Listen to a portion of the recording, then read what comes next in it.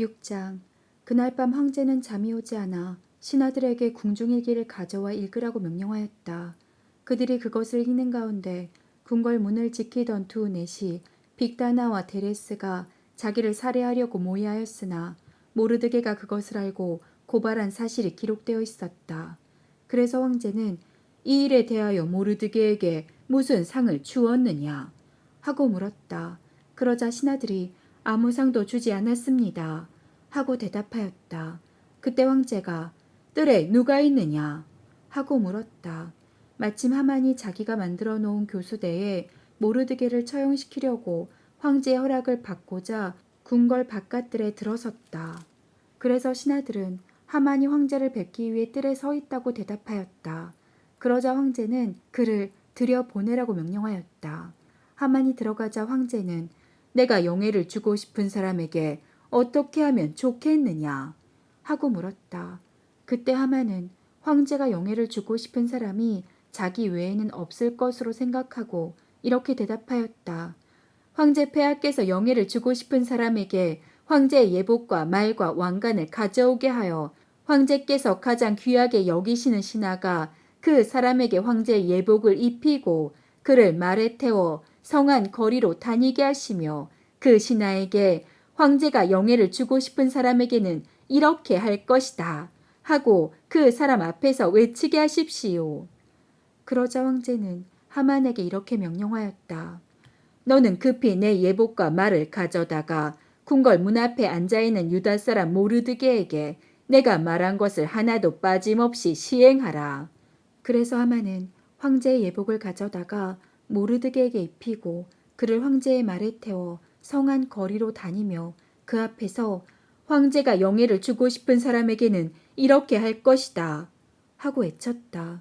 그런 다음 모르드게는 다시 궁궐 문으로 돌아가고 하만은 창피해서 얼굴을 들지 못한 채 머리를 싸매고 급히 집으로 돌아가 자기 아내 세레스와 모든 친구들에게 자기가 당한 일을 다 말하였다. 그러자 그의 아내와 친구들 중 지혜로운 자들이 모르드게가 정말 유다 사람이라면 하만이 굴욕을 당하기 시작한 것이며 그가 계속 모르드게를 대적한다면 결국 파멸될 것이라고 일러주었다. 그들의 말이 미처 끝나기도 전에 황제의 내시들이 와서 하만을 에스더의 잔치에 급히 데리고 갔다.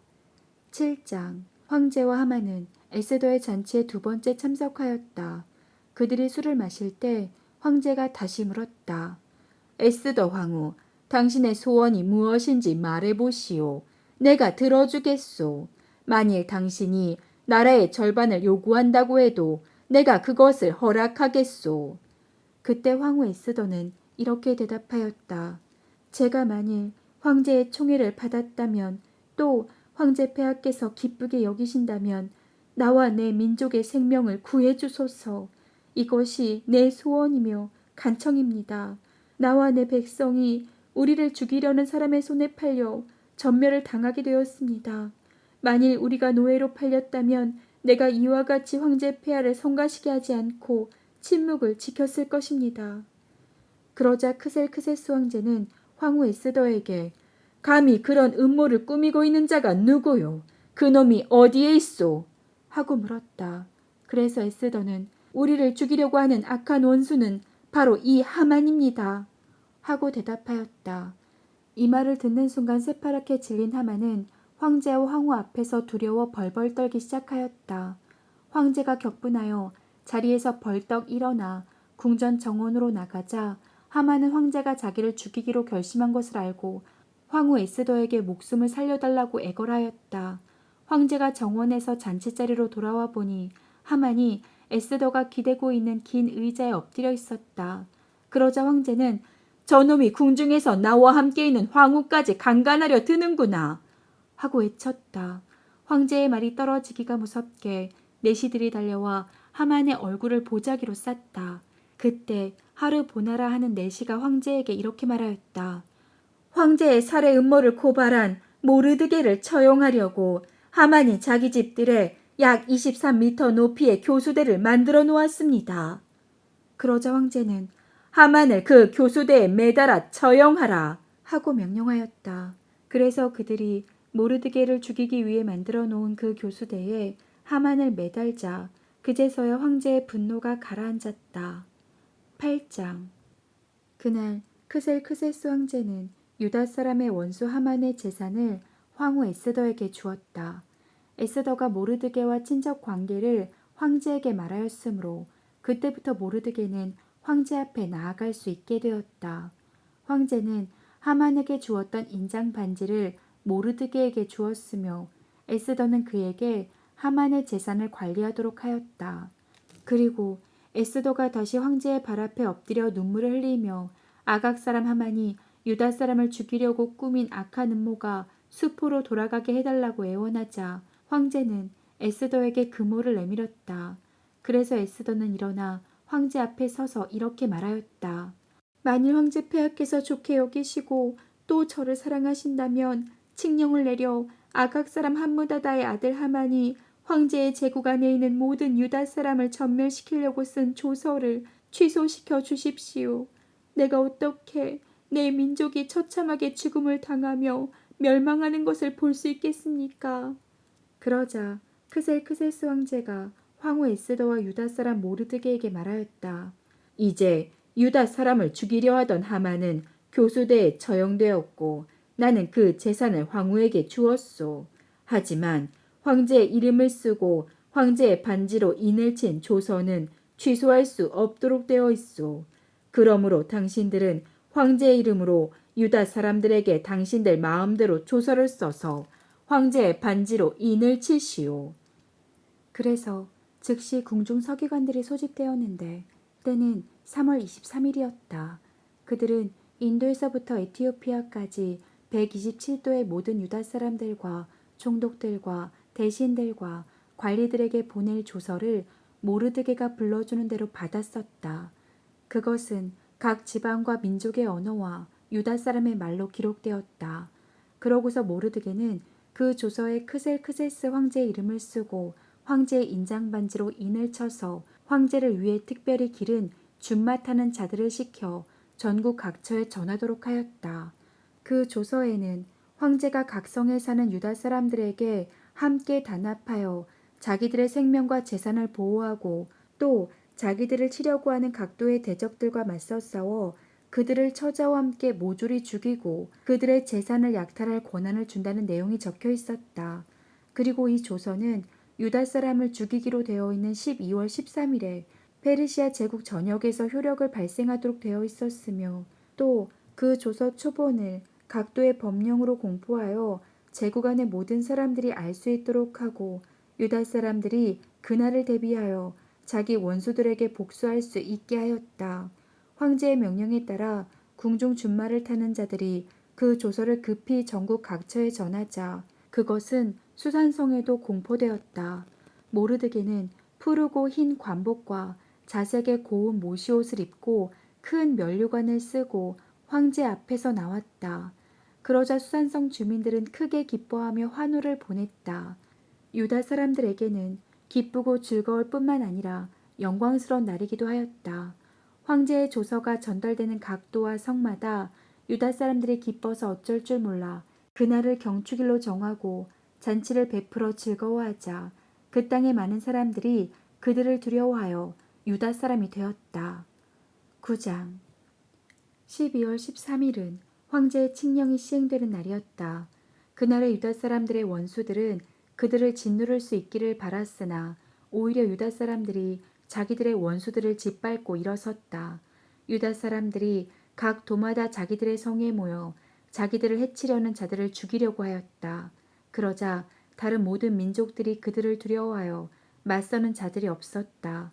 사실 각도의 총독과 모든 관리와 귀족들과 황제 행정관들이 모르드게를 두려워하여 유다 사람들을 도왔다. 모르드게가 궁전에서 확고한 위치를 굳히고 그의 세력이 점점 강력해지자 그는 온 세상의 명성을 떨치게 되었다. 그래서 유다 사람들은 자기들의 원수들에게 마음대로 할 수 있었으며 칼로 그들을 치고 마구 죽였다. 그들은 수산성에서 500명을 죽이고 또 함무다다의 아들이며 유다 사람의 원수인 하만의 10 아들을 모조리 죽였는데 그들은 바산다다, 달본, 아스바다, 보라다, 아달리아, 아리다다, 바마스다, 아리세, 아리데, 그리고 웨사다였다. 그러나 유다 사람들이 그들의 재산에는 손을 대지 않았다. 그날 수산성에서 죽음을 당한 사람의 수를 황제에게 보고하자 황제는 황후 에스더에게 이렇게 말하였다.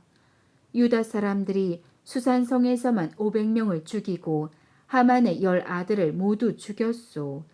그들이 이곳 수도에서 이렇게 했을 때 다른 도에서는 어떻게 했겠소? 이제 당신이 원하는 것이 무엇이오? 당신의 요구를 말해보시오. 내가 들어주겠소. 그러자 에스더가 대답하였다. 황제 폐하께서 좋게 여기신다면 수산성에 사는 유다 사람들이 내일도 오늘처럼 하게 하시고 하만의 10 아들의 시체를 나무에 매달게 하소서. 황제가 그대로 할 것을 허락하고 수산성에 조서를 내리자 하만의 10 아들의 시체를 나무에 달았다. 그달 14일에도 수산성에 있는 유다 사람들이 모여 300명을 더 죽였으나 그들의 재산에는 손을 대지 않았다. 그리고 다른 도에 있는 유다 사람들도 함께 모여 자기들의 생명을 지키고 자기들을 미워하는 원수 7만 5천 명을 죽였다. 그러나 그들도 그 재산에는 손을 대지 않았다. 그들은 12월 13일 하루 동안에 그 모든 사람들을 죽였으며 다음 날인 14일에도 쉬면서 잔치를 베풀어 그들의 승리를 축하하였다. 그러나 수산성에 있는 유다 사람들은 13일은 물론 14일까지 사람을 죽였으므로 15일에 잔치를 베풀고 쉬면서 즐겼다. 그러므로 성이 없는 여러 부락에 사는 사람들이 12월 14일을 경축일로 정하고 잔치를 베풀어 즐기며 서로 선물을 주고받았다. 모르드게는 이 모든 사건을 기록하고 페르시아 제국의 원근 각처에 있는 모든 유다 사람들에게 편지를 보내 해마다 12월 14일과 15일을 경축일로 지키고 유다 사람들이 그 원수들의 손에서 구출되고 그들의 슬픔과 눈물이 기쁨과 즐거움으로 변한 이 역사적인 날에 잔치를 베풀어 즐거워하며 서로 선물을 주고 가난한 자를 구제하라고 지시하였다. 그래서 유다 사람들은 모르드게의 지시에 따라 그 경축일을 연례적으로 지켰다.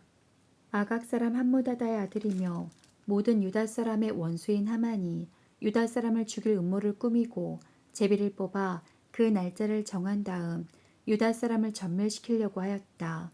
황제가 그것을 알고 조서를 내려 유다 사람을 죽이려고 한 하만의 악한 음모를 수포로 돌아가게 하고 대신 하만을 교수대에서 처형시켰으며 그의 아들들을 나무에 매달았으므로 유다 사람들은 제비를 뽑는다는 뜻의 부르라는 말에서 이틀 동안의 이 경축일을 부림이라고 불렀다.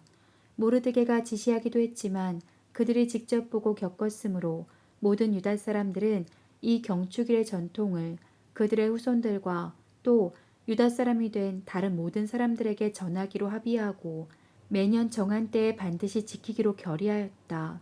그리고 그들은 제국 안의 각 도와 성과 부락 곳곳에 있는 모든 가정이 이 불임절을 자손 대대로 지켜 유다 민족이 당한 그 일을 영원히 잊어버리지 않도록 하겠다고 다짐하였다.